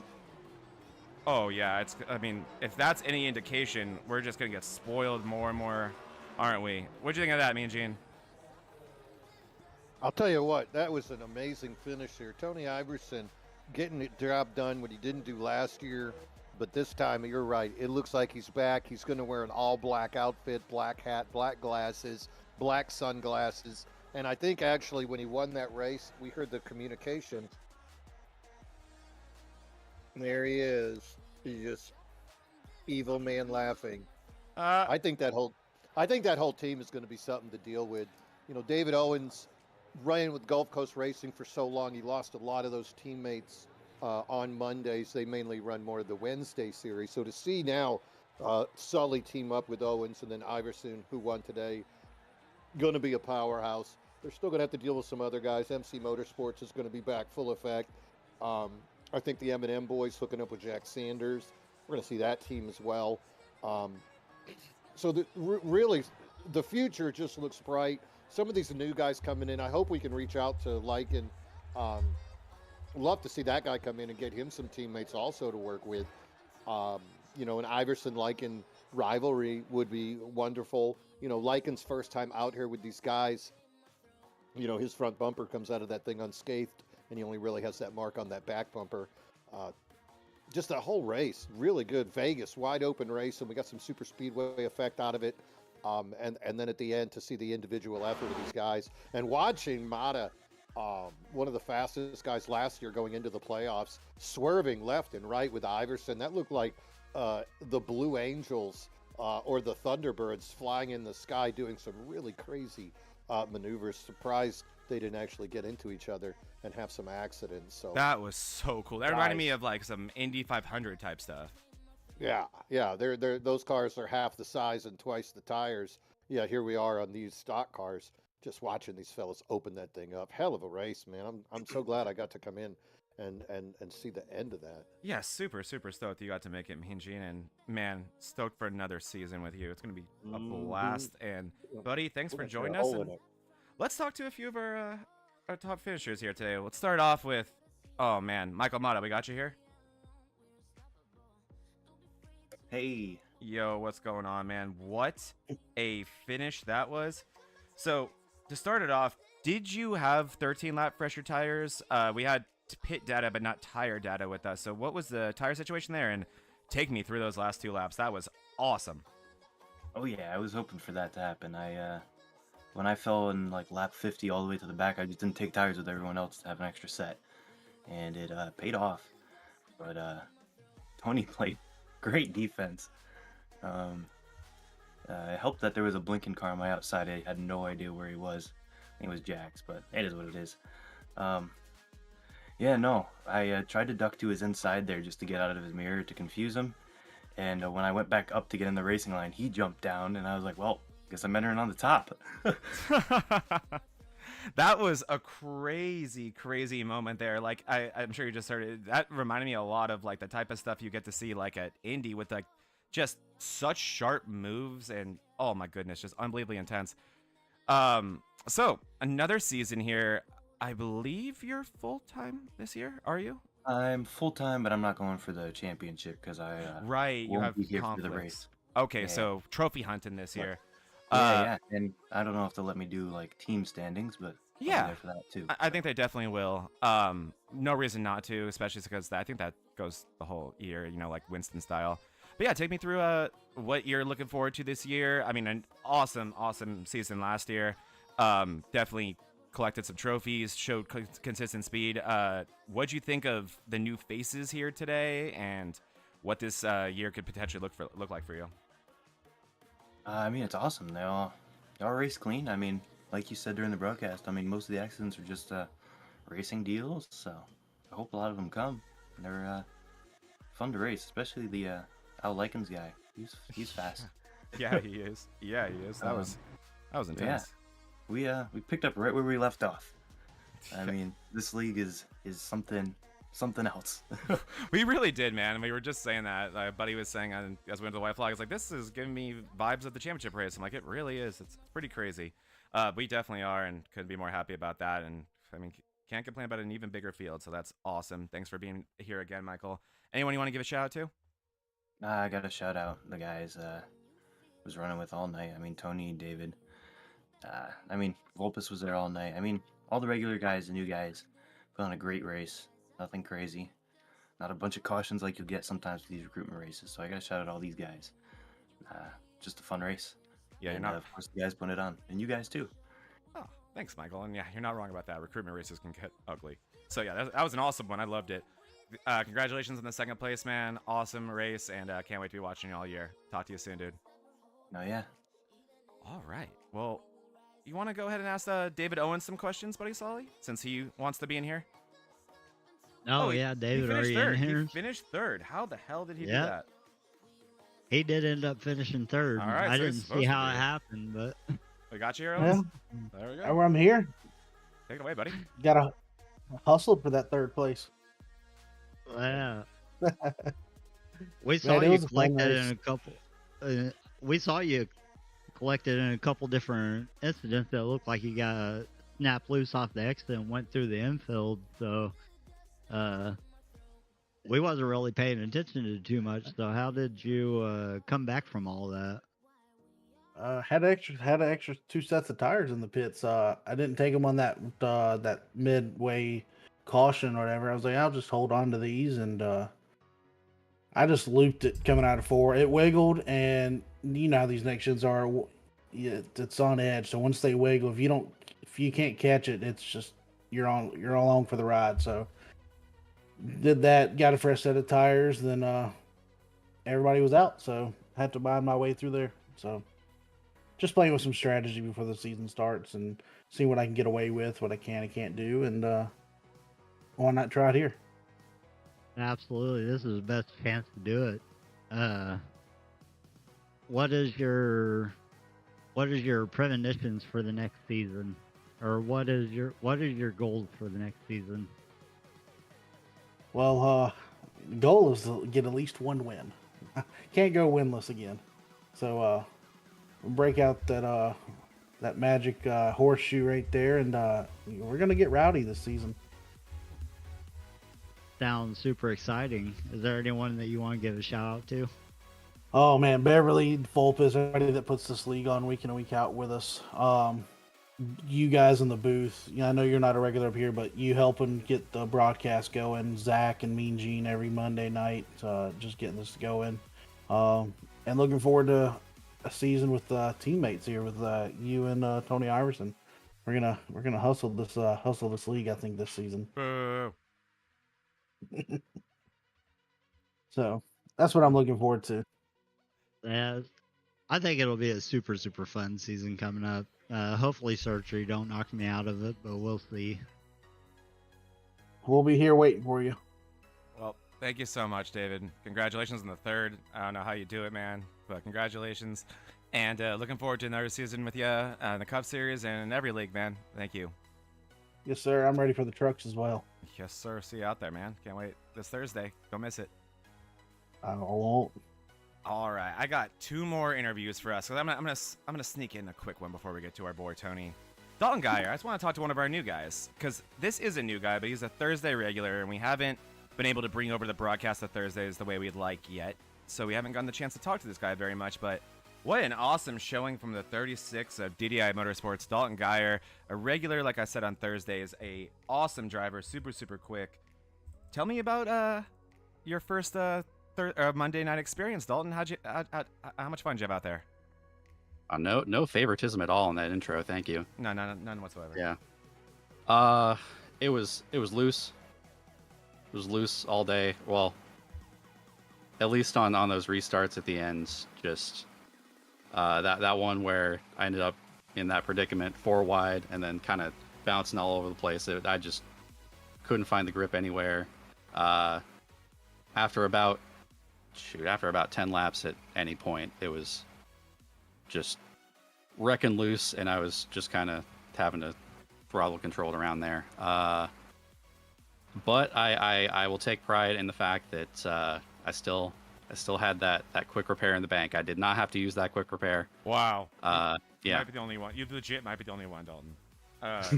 Because that race seemed to have collected pretty much everyone. Yeah, you had some great wreck avoidance all day. And yeah, buddy, nailed in the head. We were thinking around 10 laps is when the looseness / tightness might start coming in. So you being a normal Thursday regular in this league, moving over to Mondays, a lot of familiar faces, and I know you also were watching a lot of Mondays last season, so I'm sure you knew what to expect, but man, what's it like out there? Tell me what it's like in between, or moving over to a truck, to a next-gen car instead of a truck, and then also racing guys like Iverson, who you've been watching on Mondays for so long, but haven't had the chance to share the track with yet. It's I don't know, it's crazy. Take no prisoners, pretty much. If you leave a gap, someone's gonna be in it. Have to watch my mirror a little bit more to make sure I'm not cutting somebody's nose off. Which well, actually, no, I want to apologize to Kevin Kyle, because I got into him quite a few times. Yeah, just Kevin. Not really meaning to. It just like happened to be him every time. I don't know. But yeah, huge amount of respect for the talent up here. I'm looking forward to. I mean, I'll probably only be here a couple times. We'll see how many times I can get work off and get over here. But yeah, it's gonna be fun to kind of relearn this car and race with all these guys. Well, our defending champion took sick days at work, and you saw that worked out for him. So, stack up those sick days, right? Awesome job today, man. It was great seeing you out here. Awesome seeing that awesome fish out here doing its thing, and you did a great job. And man, I don't know how I'm assuming those tires were ancient at the end. So awesome job holding on to fourth and driving through the Mayham at the end. And can't wait to see you next week, man. Thanks for joining us. Yeah, it was probably going to be something like 7th or 8th, but then they wrecked and I just didn't lift. So that's Vegas for you. Yeah. Well, thank you, Dalton. And without further ado, and thank you for waiting. And I mean, you waited on other things a lot longer than us. You waited on this win for way too long, didn't you, Tony Iverson? Oh yeah, I love this track, and I was trying to kind of treat tonight like it was the championship race, just to get myself in that mindset. And so I might have been a little aggressive at the end there, but I definitely didn't mean to crash that Lycan guy. Well, I mean, take me through what you saw, and I can tell you what happened on the breakdown. Like, what was that like for you? Well, I thought I had enough angle to get the bumper under him without coasting up, and I just feel like I got more aero push than I expected. So I knew he wasn't gonna like float up the way I wanted him to, that he was gonna pinch me down.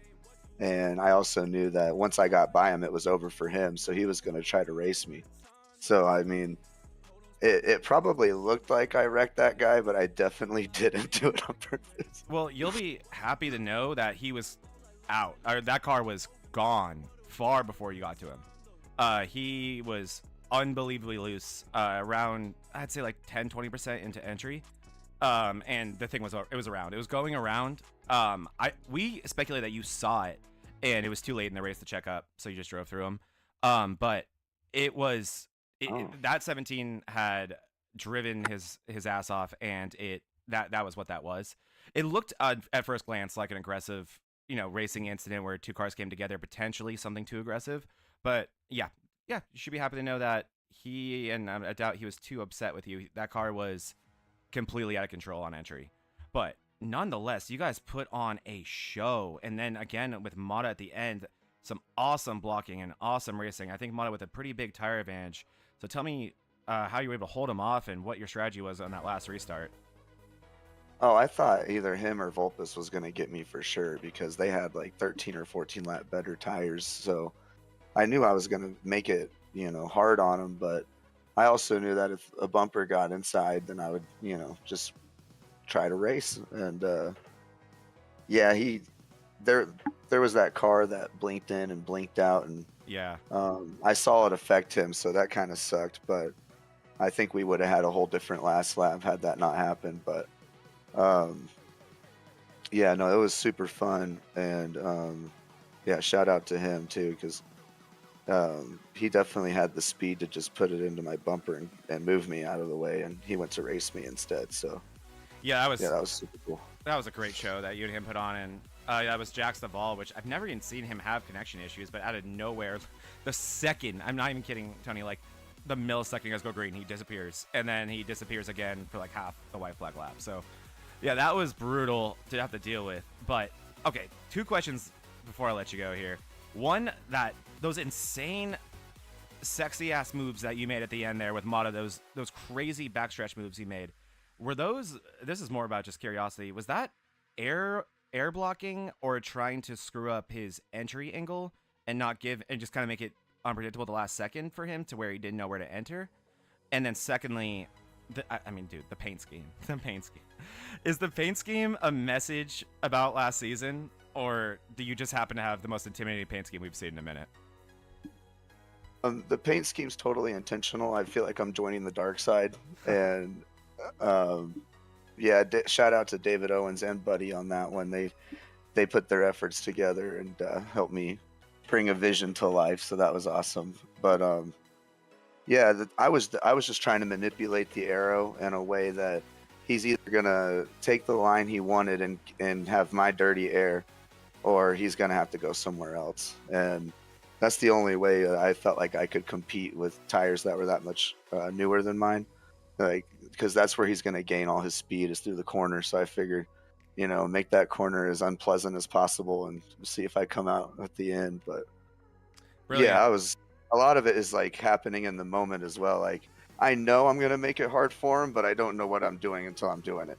Yeah, that's so true. We talked about that a lot with like accidents and moments today where it's like, it's so easy to watch a replay and be like, well, I would have done this. It's like, yeah, that dude had less than a second to make that decision. And it really is so true about that. And dude, that just, I think you're the driver I've probably used the word chess to describe your driving style the most, because that, I'd never even thought about that. To me, when you're racing someone in a truck like this, the only time I can manipulate their corner entry and make it miserable for them would be side by side. So to have the mental fortitude to approach that so prematurely and make sure that even on an entry that far away that he's just in a world of hurt is super, super impressive. And again, that's like chess. So awesome to see. And I love learning from you. And thank you for sharing, because a lot of people will be, not super transparent about what makes them so special and those little things that you learn as you get experience like you have. So awesome to see, and great to see you back, Tony. Great to see you picking up where you left off last season. And I mean, goes without saying, you're going to be a force to be reckoned with this year. We all know it. And congratulations on tonight. And stoked to see you next week racing for trophies. And anyone you want to give a shout out to before you're out of here? Yeah, just again, David and Buddy for helping me put the paint together. Everybody at MRL for putting this league on. I literally jones for this shit to come back. And yeah, the broadcast, everything that you guys do makes it so fun. And even on having a bad race, there's like a little lift up when you realize you get to watch the broadcast at the end regardless. So yeah, I just can't wait for this next season. I like the schedule. I like the new teams. Last shout out probably be to the High Side Hustlers. Watch out for the red and black cars is all I got to say on that one. I don't think we're gonna have a choice. We're gonna be up front all year. Yeah, it's gonna be a team to be reckoned with. It's gonna be a crazy team. You guys are Team USA, like the dream team. But badass job, Tony. Welcome back, and excited to see what you can do this year, dude. Thank you for joining us for the preseason race, and congrats on the dub. Hell yeah, thank you guys as well. All right, buddy. Well, that was another awesome race. I mean, as if there was any doubt, we're picking up right where we left off last season with more just absolutely just, heart-pounding finishes. It's just insane what we keep getting spoiled with, and it really is a product, in my opinion, of just respectful and unbelievably talented drivers. Anything you have to say before we sign off today? I think this next league is going to be absolutely fantastic, or this next season is going to be absolutely fantastic. Between the team aspect of it coming in and everything else, I think there's a lot to be looking forward to. Yeah, it's gonna be a hell of a season, that's for sure. So let's get the official, and I should know this, and I apologize. Let's get the official update on your injury status. Do we have you next week? What are we looking at right now? So next week I'm out for the Okay. season opener, but I'll be back for the iRacing Super Speedway race. Oh, I fuck. believe it is. Forgot about that. And then from there, my follow-up with my doctor is February 3rd, and we'll determine whether surgery's aspect or not. And if there's surgery, then I'll just be joining you guys in the booth. Hey, that's a win-win, because you did a great job today, and clearly what you did with SDK is awesome. That was so much fun. It's only going to get better all season. But you've done such a fantastic job, so thank you so much for that. And it's a win-win whether we get you in the booth with us or out in the track defending your championship. But cannot say enough about how you really did. I mean, no, we didn't want to bring it up a ton, but sacrificed your health, sacrificed your work, took time off work, and also drove in quite a bit of discomfort to win that championship, which I'm sure made that much sweeter and it made that much cooler of a story. So hats off to you, buddy. Thank you for joining us today. Thank you for being there for me so we can work through this and give everyone an amazing product next week and all season. Mean Gene, we still got you here. Anything you want to sign off with before we say? Well, bye to I had everyone? a few thoughts. watching the new team, Highside Hustlers, together. I think that there's a quote that probably could sum up what I'm thinking personally of those guys. Hit it. States like these and their terrorist allies constitute an axis of evil. There you go. It's the truth. It's the truth. That is my nickname. I'm going to call them the Axis of Evil all year long, even though they're really nice guys in real life. When you see superpowers get together like that, it's just terrifying. I can't wait to see it, and I'm going to be rooting hard for all the teams. This new team concept, we're definitely going to have to keep track of that and just see, exactly how that works out, because people want to get those team points, but they're also going to want those individual wins. I think we saw a little bit of that with Owens and Tony Iverson side racing. That was very exciting. Yeah, we really didn't talk enough about that today. That is going to be a whole nother set of standings that we get to focus on this coming season, is the team standings. And while that Highside Hustlers team is going to be a problem, I'm going to apologize to this team in advance. This is another team that we're going to have. This is the 27 Club, as we call them. They're actually going to be called the 2X Racing Team this year. And it's going to be Sanders, Smalley, and Marrow. So another example of a really, really stacked and talented team that can definitely put up the fight. And if we're being honest, buddy, one thing that I think really can equalize a team like this, not that they don't have the skill to hang with Highside, is their loyalty and their consistency to this league. These guys are always here. Rarely do you see the 26 and 28 especially missing a race. So I'm excited to see what that team can do. And that's just another one. We have DDI Motorsports with Geyer, Hall, and Hillman. We saw Geyer get a 4th place today, so there's a lot to play for, and I know there's still teams out there being formed.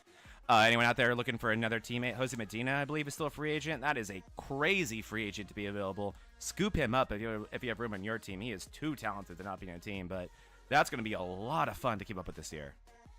Yep, we're going to have to just keep updating people as we go. Never too late to get ahead of that curve. Hit like, hit subscribe, get a hold of this MRL racing right now, because you're going to watch this thing unfold. Last preseason race next week. We're going to start this thing off live. The official season will begin. Never too late. Reach out to John Beverly, Joe Volpis.